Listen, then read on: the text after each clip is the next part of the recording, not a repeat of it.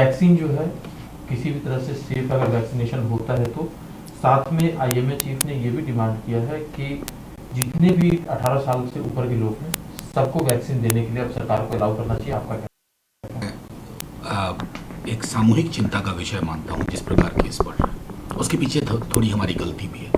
पहली गलती यह है कि हमने मध्य रास्ते पीठ थपथपानी शुरू कर दी बिना इस बात को जाने हुए कि इसका कोई एक्सपायरी डेट नहीं है। अभी भी वैक्सीनेशन को लेकर के जो डिमांड हो रही है उसमें भी कह रहे हैं कि ये इनको दिया जाएगा, उनको नहीं दिया जाएगा, चाहने से नहीं होगा। तो कैसे तय होता है कि जो एक ऑर्डिनरी डिलीवरी बॉय है या छोटे मोटे ठेला कि उनको ना मिले और फलाने को मिले?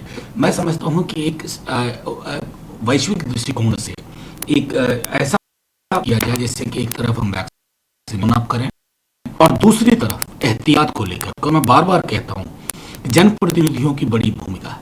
चुनाव के विजुअल्स जो कोई देख रहा है बड़े बड़े नेताओं के बाद आप जनता से क्या उम्मीद करते हैं साहब? कौन सा संदेश आप दे रहे हैं? मैं समझता हूँ थोड़ा इस पर भी विचार होना चाहिए और गंभीर विचार होना चाहिए। सर, दिल्ली में 30 अप्रैल किया गया, आईएमए चीफ का इस बारे में भी कहना है कि नाइट कर्फ्यू जो है वो बहुत ज्यादा वर्क नहीं करेगा। देखिए, ये हमने कल भी जब ये सवाल पूछा गया था तब भी कहा था हमने कि ये सिवाय एक टोकन के अलावा मैं इसको कुछ नहीं समझता, क्योंकि ऐसा कोई वैज्ञानिक दृष्टिकोण नहीं है कि आप 10 बजे रात से 5 बजे सुबह तक अगर लॉकडाउन कर दें या नाइट कर्फ्यू कर दें तो उससे वायरस साइकिल टूट जाएगा या इसका जो स्प्रेड है वो रुक जाएगा। ऐसा कम से कम अभी तक हमने कोई वैज्ञानिक आधार नहीं दिखा। मैं समझता हूँ कि ये चूंकि आसानी से लिया जाने वाला फैसला होता है तो सरकारें उत्सुक हो जाती हैं ये करके हम दिखा दें कि हम कुछ कर रहे हैं। डॉक्टर हर्षवर्धन, उन्होंने कल 11 राज्यों के स्वास्थ्य मंत्रियों के साथ और जो यूनियन टेरिटरीज हैं उनके साथ जो मीटिंग की थी उसमें उन्होंने कहा कि जो अचानक ये स्पाइक आया है उसमें कई फैक्टर्स जिम्मेदार हैं, जिनमें कि ग्रैंड मेडिकल गैदरिंग जो हो रही है वो तमाम चीज़ें जो जिम्मेदार है। साथ ही उन्होंने एक चीज़ जोड़ा पंजाब के मामले में कि 80% जो केसेस आ रहे हैं पंजाब में वो यूके वेरिएंट के हैं, उसमें भी ग्रैंड वेडिंग है। साथ में जो है तो उन्होंने जो हाल में चुनाव हुए थे लोकल बॉडीज के उसका भी उन्होंने जिक्र किया। कई सारे फैक्टर्स उन्होंने गिनवाए। क्या कहना? देखिए, मैं मानता हूँ माननीय स्वास्थ्य मंत्री को मुझसे ज़्यादा आंकड़े होंगे, मुझसे ज़्यादा उनके पास साइंटिफिक एविडेंस, लेकिन मुझे ये चीज़ परेशान कर रही है कि जो बंगाल से और आसाम से देख रहे हैं या तमिलनाडु से, कल को फिर वहाँ अगर भगवान न करे ऐसा हो, अगर स्पाइक आया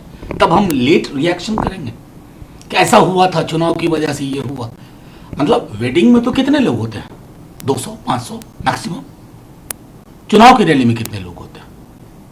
बड़े बड़े नेताओं को देख लीजिए, क्या वो मास्क लगा करके मंच पे हैं? मैं नाम भी ले सकता हूं।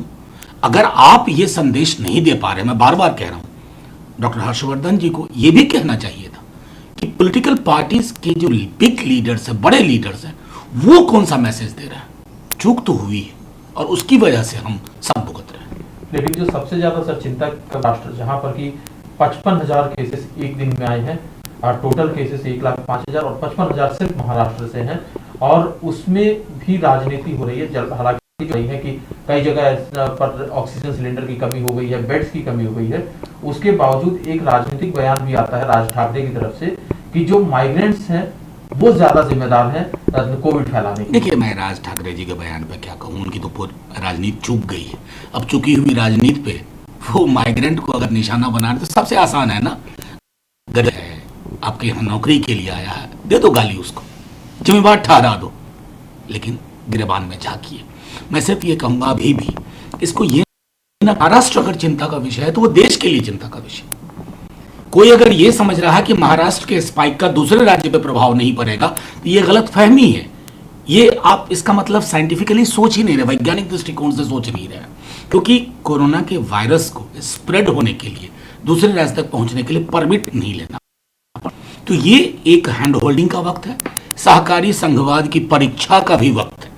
कोई इस मुगालते में न रहे कि ये मौका है, इसी बहाने हम पॉलिटिकल एस्टैब्लिशमेंट पे महाराष्ट्र में अटैक कर दें। कुछ हासिल नहीं होगा, लोगों की ओर जाने जाएंगे और आपके लिए राजनीति तमाशा होगी। सर, एक इसी से जुड़ा हुआ एक और कॉल्स है उनको जो तय किया गया है उससे जुड़ा हुआ प्रश्न है इंदौर से एक वीडियो रिलीज हुआ है। उस वीडियो में 2 पुलिस वाले एक व्यक्ति को उसकी पिटाई कर रहे हैं और उसका कसूर ये था कि मास्क उसके ना आ गया था। हालांकि एसपी इंदौर वो सफाई दे रहे हैं कि इससे पहले उस व्यक्ति ने पुलिस वालों के साथ बदसलूकी की थी, जिसको कि काट दिया गया वीडियो में। हालांकि उन्होंने कहा है कि जो पुलिस वालों ने किया वो भी गलत है। नहीं, लेकिन ये एसपी साहब कहाँ के ज्ञानवानी व्यक्ति हैं? बदसलूकी की थी तो ये तरीका होता है? तालिबान है क्या?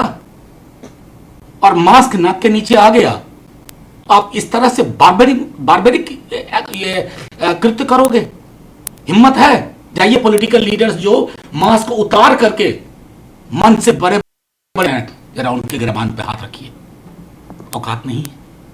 एक गरीब गुरबा बेसहारा आदमी आप उस पर अटैक कर रहे हैं। मैं तो समझ रहा हूं कि कोविड के बहाने ये लोग न जाने क्या पुलिस स्टेट बनाना चाहते हो भाई।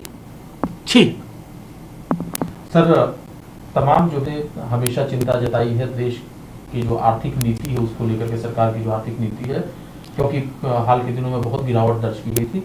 लेकिन जो एक खबर आ रही है, आईएमएफ ने जो विकास दर है, जो फोरकास्ट है 2021 का, उसको बढ़ा 12.5% पर किया है। आप बताया गया है कि जो वैक्सीनेशन है या जो रिकवरी वगैरह चल रही है उसकी वजह से। नहीं, I keep my fingers crossed.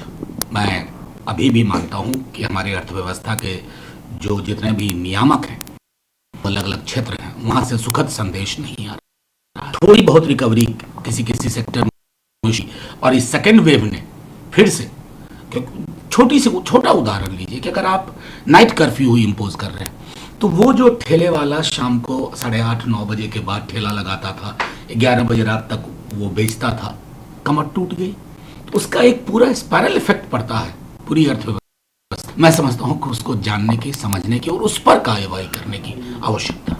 Sir, एक याचिका सुप्रीम कोर्ट में है, सुप्रीम कोर्ट सुनवाई भी करेगा उनकी याचिका पर। हालांकि कोर्ट का फैसला आपकी तरफ होगा, लेकिन जो पूरा प्रकरण है और जिस तरह से विपक्ष के हमला हो रहे हैं महाराष्ट्र सरकार, क्या कहना है? नहीं, वो देखिए, विपक्ष का काम है हमला करना। कोरोना काल में भी उनके लिए पॉलिटिक्स उनकी बहुत बड़ी प्रायोरिटी है। चाहते हैं कि येन केन प्रकारेण, वो जो पहले सुबह अर्ली मॉर्निंग जो एक शपथ ली थी वो वापस उनको मौका मिल जाए, लगे हुए हैं। बहरहाल मामला सर्वोच्च न्यायालय का अधीन है, इंतजार किया जाए। सर, एक सवाल पश्चिम बंगाल के चुनाव से है। पश्चिम बंगाल चुनाव के आरोप लग रहे हैं। अब एक नया आरोप है सीआरपीएफ के जवान पर। डेरेक ओब्रायन ने आरोप लगाया है कि सीआरपीएफ का जवान जो है एक लड़की के साथ रेप में इन्वॉल्व है हुगली में। इससे पहले भी जो अर्धसैनिक बल है उनकी मौजूदगी पर सवाल, क्या कहेंगे सर? देखिए, ये आरोप गंभीर आरोप, इसको पॉलिटिकल प्रतिक्रिया में देकर के खत्म नहीं करना चाहूंगा। मैं चाहूंगा अनुसंधान हो, मैं चाहूंगा जांच पड़ताल हो। क्योंकि देखिए, मैंने बार बार कहा है कि इलेक्शन कमीशन 324 के तहत उनका एक काम है लेवल प्लेइंग फील्ड इंश्योर करना। और माफी के साथ कहता हूं कि हाल के वर्षों में लेवल प्लेइंग फील्ड इंश्योर करने में बहुत कमी आ रही है।